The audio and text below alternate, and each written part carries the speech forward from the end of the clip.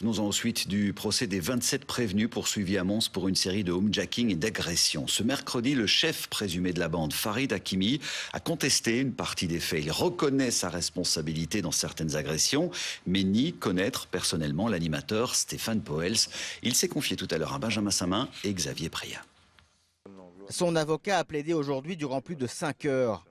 À la sortie, Farid Hakimi, le leader présumé de l'association criminelle, accepte de répondre à nos questions et de réagir par rapport à la peine de 20 ans de prison demandée contre lui. J'ai fait du mal, j'ai fait beaucoup de mal autour de moi, j'ai fait des bêtises, forcément sans prendre conscience des choses.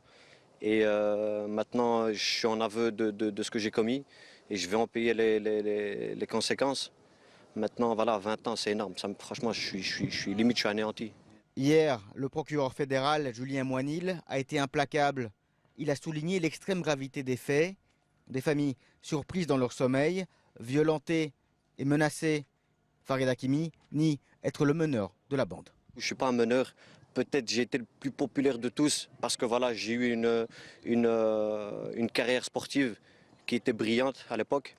Donc maintenant, je mène personne. J'ai donné d'ordre à personne. Je pense que chacun est responsable de ses actes. Aujourd'hui, l'irrecevabilité des poursuites a été évoquée car le chef d'enquête du dossier avait une relation avec la compagne d'un prévenu et aurait dévoilé des éléments sensibles. Écoutez, le procureur fédéral hier a dit qu'il s'agit simplement d'une histoire de fesses. Nous en sommes très loin.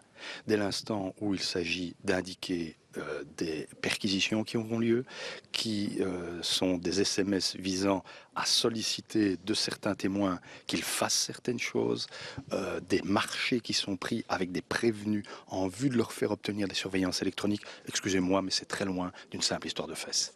Mais cette analyse est difficilement acceptable pour les victimes. Cet argument est pour les victimes inaudible, voire même choquant. Pourquoi ?